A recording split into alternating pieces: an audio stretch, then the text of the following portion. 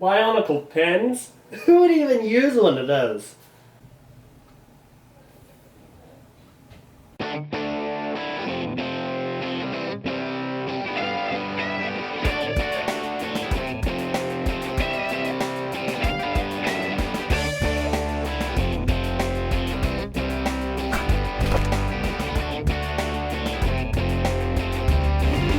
Hello everyone and welcome to the recap review. Today we're going to be doing something a little bit special today. We're going to look over at Bionicle pens. Now, I'm not going to make any claim to say that I have all the pens that were ever released, because these aren't the only 3 that LEGO ever made. Actually, these are some of the first 3, sure, but definitely not the only 3. There are so many other pens, I doubt I will ever have a complete collection, nor am I looking to have a complete collection. However, I saw these on eBay, and it was a very, very reasonable price. And I was like, you know what? It's a cool little trinket, why not? I did buy them for a specific reason, specifically for this one here, and we'll get into that in a moment. But I decided, you know what? These are kind of funny looking. I haven't really seen, there's one other video I think at the time of this recording that really talks about anything like this. So why not make one, just for fun? You know, just as a special little treat, even though it's nothing edible whatsoever, but regardless. Recap review pens, Bionicle pens. Now, I'm sure they have a set number, I just do not recall it. So these are interesting for a few reasons. First of all, it's a kind of a look back into the memorabilia about Bionicle pens. Now, I'm going to preface this by saying that usually my addendum, my disclaimer is that any and all comments are not my opinions, they're community opinions, or they're objective facts about the sets. Well, obviously enough, nobody really has definitive thoughts on these, they're kind of pens. If these were actual Bionicle sets, then yes, that disclaimer would be in full effect. However, since they're not, I'm going to give you my personal subjective opinion on how I feel about these pens. Okay, just these pens, this is a very special occasion. Okay, do not expect this for set reviews. Set reviews, they're still objective, there's still community opinions, and there's still objective facts. That's it. But these pens specifically, they're fair game, okay? Okay. Let's go ahead and look at them. Starting off with Tahu's. So as we can see here, it comes in a nice little case, kind of half canister shaped. We have Bionicle right across the bottom. We have all the components. The cool thing about LEGO pens is, similar to LEGO, you can deconstruct them and rebuild them into different shapes. And you'll see that throughout this video. Now we see that the color here, it's not the bright fiery red or the nice complementary orange. It's actually this kind of metallic grayish red, kind of like a brick color. And it's really interesting because this was the color they used on on Tahu Mata's canister in 2001. And these were all released in 01, by the way. So we see here we have the pen, we have the LEGO writing system. This is for Tahu, ages 6 and up, and I think I meet that criteria. We have a lot of really cool trinkets here. On the back, and the backs are really interesting, by the way. On the back, we see the only pen to connect and build, and we see a brief description of the character. Now, this is really telling, because back during Bionicle's production, when they were developing the concepts and the designs and the ideas for the characters, they wanted to make the Toa different ages, and to that end, Onua would have been the oldest, and Liwa would have been the youngest. Well, on the back here it says, Tahu Toa Fire. Tahu is the fiercest and oldest of the Toa. With incredible balance, he surfs on lava flows, using his sword of flames to cut through rocks and keep the lava moving down toward the ocean. He is hot-headed and irrational with a flaming temper. Kanohi Howl, Mask of Shielding. It's very interesting, they kept that in there. So you can go ahead and read that if you would like. Go ahead and pause. And we'll open that up in just a moment. Let's go ahead and move over to galleys. As we can see here, pretty much the same general idea as Tahu's. We can see actually, yeah, no, the warning's still there. It uses the same color as Galley Mata's canister lid. We have the cow, we have the pen, and this one's really interesting because it kind of melds a little bit. You can see Tahu's, it was kind of a flat red. This one, it's kind of a blue, oceany kind of mixture. It's really neat. Basically the same stuff. Over on the back, Galley is the only female Toa. She is young but incredibly wise. She has amazing jumping abilities and her own brand of acrobatic self-defense. She works in harmony with the water, which helps protect her in times of danger. Now, I've never heard that. Never heard anything about a self-branded acrobatic defense. That's really cool. And you can go ahead and read that. There you go. So really, really cool. That is completely new to me. Obviously this stuff is not canon, but it's interesting that was at some point a concept. Really, really interesting stuff. Let's move on to my favorite, clearly. Liwa, same color as the magic canister. Got the Miru in there, and this is not the primary color like the other two. This is the secondary color, which I guess is brighter and more interesting to the eyes, so it's the lime. You see Liwa on the side, same general spiel. Now on the back, it's interesting. Liwa is the youngest of the 6 Toa. He is supremely competent with aerial activities and can even glide through the air when jumping from tree to tree. If there's a fight, he's always the first one in, protecting others before himself. Going to read that. So, they kept, at least on this, the whole youngest aspect. Really interesting. I thought, that's kind of an interesting look back at the memorabilia and the direction they were going with this. Really cool. Let's go ahead and get all these open. They will stand up on their own, by the way. Now, the tops come off. Oopsie daisy. Tops come off really easily. Just kind of gotta move them off. There you go. Pens will try and come with them. Now the pens, given that they work properly, they'll kind of just sit in these little plastic incaves right there. You can go ahead, pull them out. And there you go. We have the 3 pens in hand. Now a couple interesting things to note here. On one side of these little square beads, we have silhouettes of the Toa. And these are CGI silhouettes, CGI models that we've seen on Bionicle.com and so on and so forth. If you turn it just to the right, you'll see that we have their elements. Fire, water, and air. So nothing revolutionary, kind of cool. And then 2 on each side. We have this little bead here, and the others do have these as well. It's just his weapon.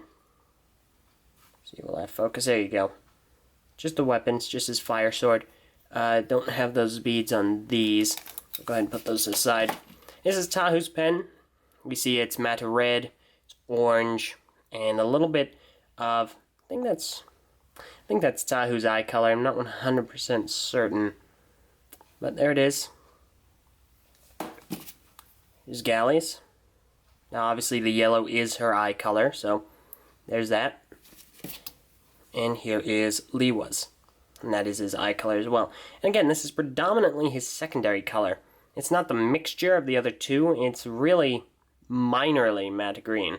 So, alright, let's go ahead and put all those to the side, get into the juicier stuff. And again, go ahead and pull this, you gotta pull this whole assembly out. So it's all gonna come apart. And you got a couple of different items here. You got this plastic thing for the pens to sit on. You got this little thing, and you know, it's connected to all this. And then you have this, which this sits on. So there you go. Now you have all your little beads here. And we'll go through these one by one. Bottom up.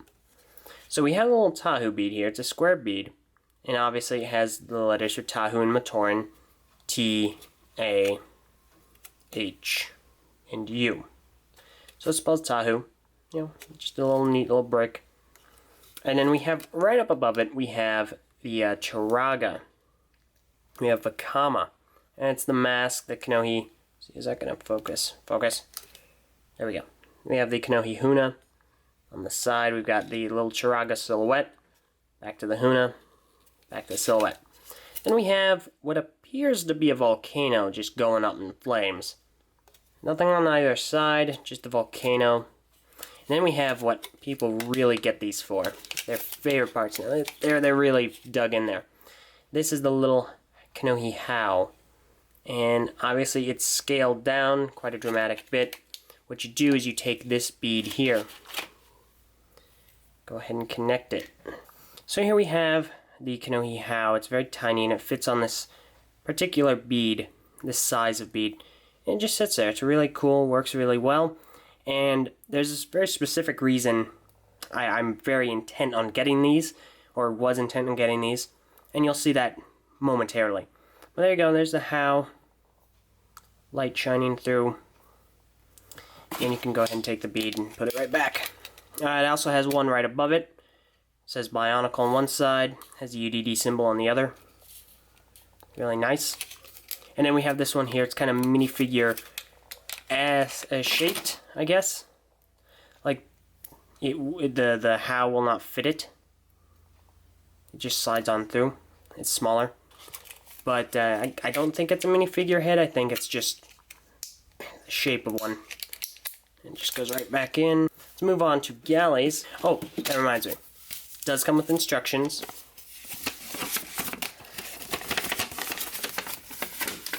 Very long instructions, just showing you how the pen operates. Instructions in several different languages on the back. And it just folds up into this neat little pamphlet. There you go. Come on. Come on, there you go. Alright, emptied that container. Now let's go ahead and look at all this stuff in galleys. So here we have all of Galley's stuff. Top, bottom again. We have her name also Immatorn, G-A-L-I. So Galley. Her weapon. Nothing on either side, just her weapon. The Kanohi Howl, the Mask of Translation, silhouette, and then her mask. Now this one's interesting because it's a brighter color than the actual like full-size mask, but it's really accurate. It's just a sized down cow. It's really accurate. Very nice, very clear, really cool. And of course, I guess this is the wrong bead color. Worry about that later. You can attach it to this. Attaches relatively well. There you go. You can make it look up. Make it look down. Focus. There you go. Stuff like that. Really cool. Nice looking stuff in the same Bionicle bead from before. Go ahead and put that right back in. So yeah, really neat. And finally, let's get on to Liwa's. And while I do that, I'm also going... There you go. To a degree. There. Alright. Also going to point out we have this handy little pamphlet here.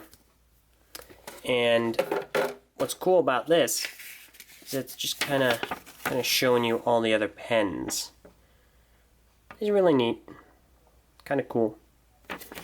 You know? Island Mat Nui on one side. Awesome, then you go ahead and fit the pamphlet right back in there.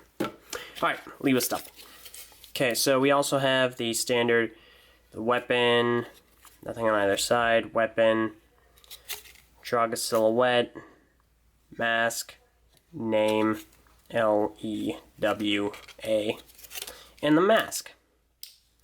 Now the mask also looks really nice, very well done. It's just a Miru. Kind of cartoony, just a tad, but also fits really well. I don't actually think this is matte green. I think it's a slightly different color. I don't have that. Actually, no, I'll go ahead and show this off. This is what you're supposed to do with them. Just go ahead and connect the mask to the pen, like so. So, you know, you're writing and Liwa's getting sick, motion sickness. You're writing and yada yada. So that's how that looks. Fits on the bead. And looks really cool. Now these pens, these personally do not work for me. They don't work at all. I've tried it on paper, not just my skin. Thank you very much. So at this point, they don't really work, but I'm sure you can get them to work. Let's see. How do you go about taking them apart? Go ahead and take the mask off. That way we don't lose it. We also have, the usual head piece, bead piece, and this piece.